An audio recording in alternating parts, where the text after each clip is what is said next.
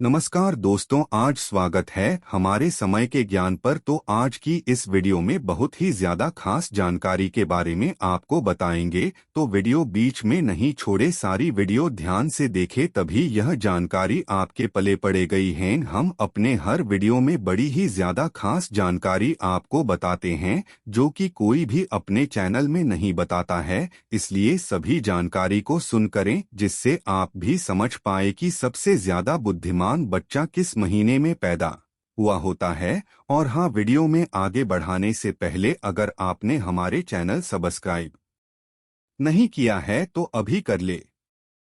आज का जो हमारा प्रसंग है बड़ा ही ज्ञानवर्धक है, बड़ा ही मोटिवेशनल है।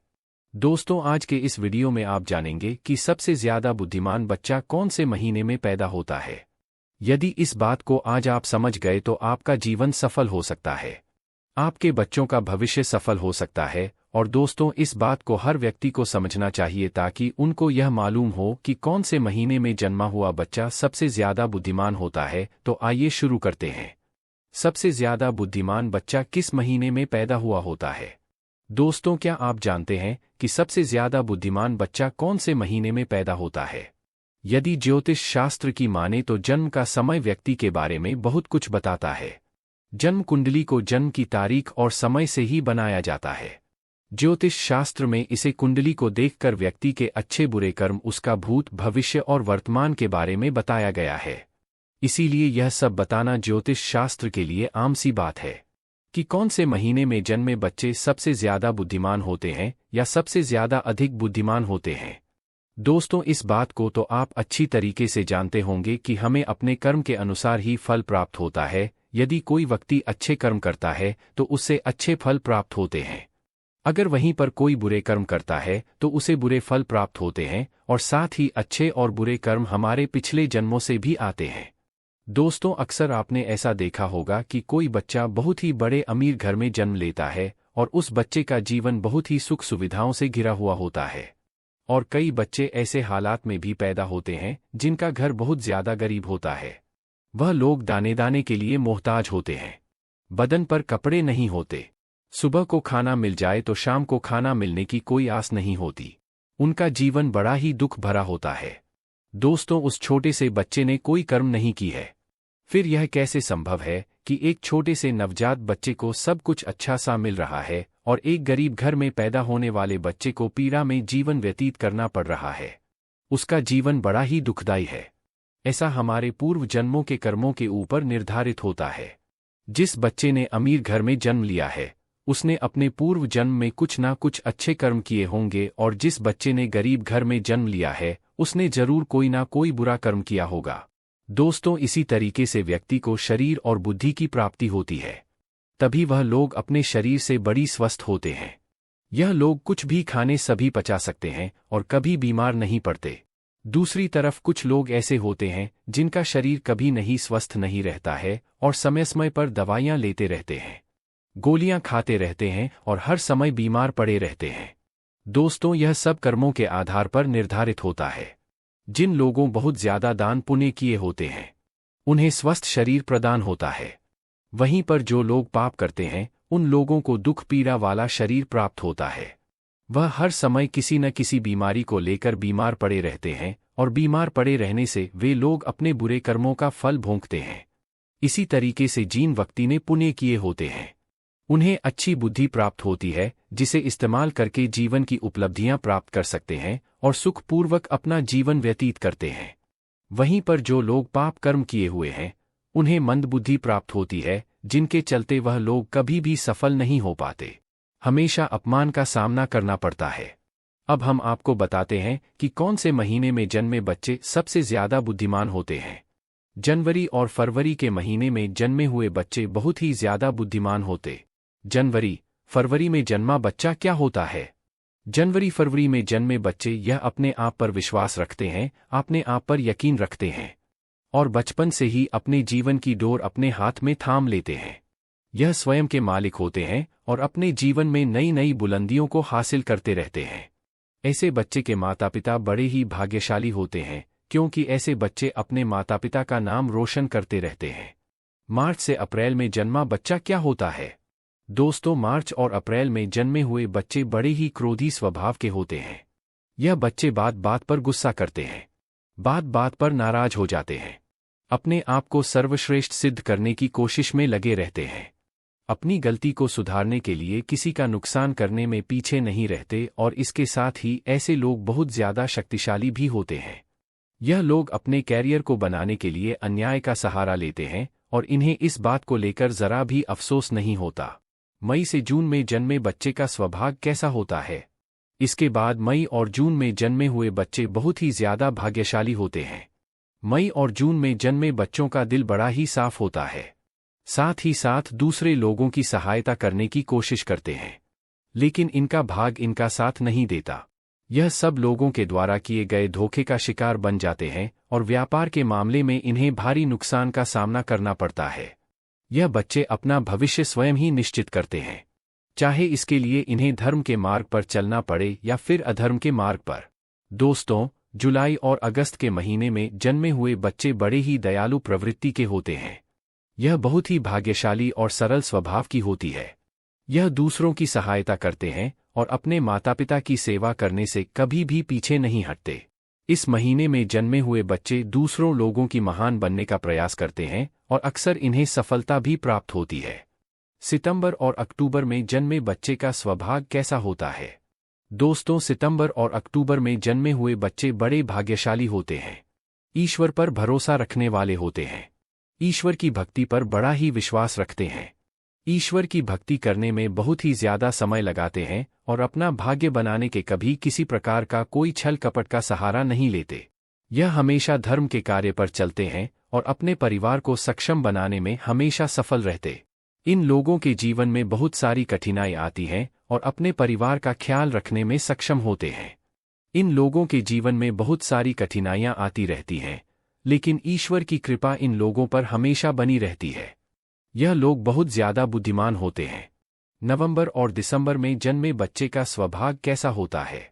नवंबर और दिसंबर के महीने में जन्मे बच्चे अपने परिवार से अधिक देशभक्ति कार्य में समय बिताते हैं, दूसरे लोगों की मदद करने की कोशिश करते हैं।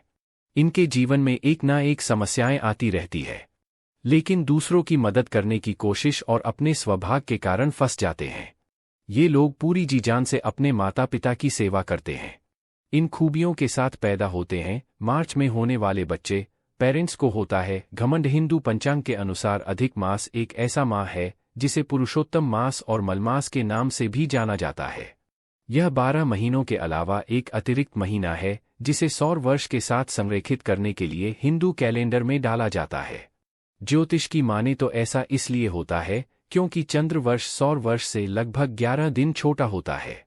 इस अंतर को बराबर करने के लिए हर 3 साल में एक अतिरिक्त महीना जोड़ा जाता है। इन खूबियों के साथ पैदा होते हैं। मार्च में होने वाले बच्चे पेरेंट्स को होता है घमंड। हमारे जन्म का महीना हमारे स्वभाव और व्यवहार को बहुत प्रभावित करता है। हम कैसे बात करते हैं, दूसरों के साथ किस तरह पेश आते हैं, अपने जीवन में ईमानदार हैं या नहीं, या हम में क्या खूबियां और खामियां हैं, ये सब चीजें हमारे जन्म के महीने से जुड़ी हो सकती हैं। साल के तीसरे महीने यानी मार्च से मौसम में बदलाव आने लगता है। इस महीने के साथ ही भारत में गर्मियों के मौसम की शुरुआत हो जाती है। महीने का हमारे व्यवहार और स्वभाव से भी संबंध होता है। आप जिस महीने में जन्म लेते हैं उस महीने का प्रभाव आपके बिहेवियर पर दिखता है। इसी तरह मार्च के महीने में पैदा होने वाले कुछ खास खूबियों के साथ जन्म लेते हैं। यहाँ हम आपको बता रहे हैं कि मार्च के महीने में पैदा होने वाले बच्चों में क्या खूबियां होती हैं। सहज होते हैं। स्मार्टनेस एक ऐसा गुण है जो सभी माता पिता चाहते हैं कि उनके बच्चे में हो और मार्च में जन्मे बच्चे में यह गुण निश्चित होता है। मार्च में जन्मे बच्चे स्मार्ट होते हैं और उन्हें बेवकूफ बनाना किसी के लिए भी मुश्किल होगा। इस महीने में जन्म लेने वाले बच्चे अत्यधिक सहज होंगे। इन्हें धोखा देने वाले लोग बिल्कुल पसंद नहीं आते। यदि आपके बच्चे का जन्म मार्च के महीने में हुआ है तो आप देखेंगे कि आपके बच्चे का स्वभाव काफी सहज है और उसका यह गुण उसके रिश्तों में भी दिखेगा। सोने का होता है दिल। सोने का होता है दिल। मार्च में जन्मे बच्चे बड़े होकर उदार और सहानुभूति रखने वाले बन सकते हैं। ऐसे ही लोगों की आज दुनिया को जरूरत है। आसपास के सभी लोग इनके बड़े दिल और उदार स्वभाव की प्रशंसा करते हैं। मार्च में जन्मे बच्चे बड़े होने पर स्वयंसेवा गतिविधियों में हिस्सा ले सकते हैं या जरूरतमंद लोगों की मदद कर सकते हैं। ये मन से बहुत सच्चे होते हैं और स्वार्थ का भाव नहीं रखते हैं। इनमें उदारता का गुण कूट कूट कर भरा होता है। मार्च में जन्मे बच्चे अपने जीवन में कभी भी आशा और उम्मीद का साथ नहीं छोड़ते हैं। ये हमेशा खुश रहते हैं और दूसरों में भी उम्मीद की किरण भरते रहते हैं। जीवन के प्रति इनका नजरिया काफी पॉजिटिव होता है और ये हर परिस्थिति को ठीक करने पर काम करते हैं। फोटो साभार क्रिएटिव होते हैं। एल्बर्ट आइंस्टीन और कल्पना चावला से लेकर जाकिर हुसैन और आमिर खान तक कई लोकप्रिय वैज्ञानिक कलाकार मार्च में ही पैदा हुए हैं। कहते हैं कि मार्च में पैदा हुए बच्चे बहुत ज्यादा क्रिएटिव होते हैं। इनका दिमाग आर्ट से भरा होता है। आपके बच्चे की दिलचस्पी संगीत, नृत्य या अन्य किसी आर्टिस्टिक फील्ड में हो सकती है। समर्पित जब मार्च में जन्मे लोग दोस्त बनाते हैं या किसी की परवाह करते हैं तो वे उनके प्रति सच्चे और ईमानदार रहते हैं। मार्च में जन्मे बच्चे बड़े होकर वफादार और ईमानदार व्यक्ति बनते हैं। ये अपने दोस्तों और परिवार के सदस्यों के साथ ईमानदार रहते हैं और उनका साथ कभी नहीं छोड़ते हैं। वह अपने जीवन में नकारात्मक और विश्वासघाती लोगों से बचने की प्रवृत्ति भी रख सकते हैं। ये अपने सिद्धांतों से जीवन का नेतृत्व कर सकते हैं। शांति और एकांत पसंद है। मार्च में पैदा हुए बच्चों को दोस्तों की भीड़ से ज्यादा शांति और एकांत पसंद होता है। इन्हें भागदौड़ से भरी जिंदगी अच्छी नहीं लगती है। कुछ बातें ऐसी होती हैं जो अनजाने में या बिना सोचे समझे माता पिता बच्चों से कह देते हैं, लेकिन वास्तव में बच्चे के दिमाग पर इसका बुरा असर पड़ता है और उसकी भावनाओं को भी ठेस पहुंचती है। अगर आप भी पेरेंट्स हैं तो अपने बच्चे के सही विकास के लिए उसे कुछ बातें कहने से बचें। कम्युनिकेशन यानी बातचीत पेरेंटिंग के सबसे जरूरी पहलुओं में से एक है। माता पिता का बच्चों के साथ बातचीत करने का तरीका बहुत मायने रखता है। जिस तरह से आप अपने बच्चे से बात करते हैं वह आपके बारे में बच्चे की भावनाओं को निर्धारित करने में अहम भूमिका निभाता है। कुछ ऐसे वाक्य जो बड़ों के लिए तो उपयोगी हो सकते हैं, लेकिन हो सकता है कि आपके बच्चे के मानसिक स्वास्थ्य और आत्मसम्मान के लिए बेहद अपमानजनक हों। हो सकता है कि आप मजाक कर रहे हों, लेकिन बच्चा इसे कैसे लेता है आप ये नहीं जानते। चूंकि बच्चे अपने माता पिता के दृष्टिकोण के अनुसार सही और गलत की पहचान करना सीखते हैं, इसलिए गलत कमेंट्स और बातचीत को सुनने से उनके व्यवहार में भी नेगेटिव परिवर्तन आ सकता है।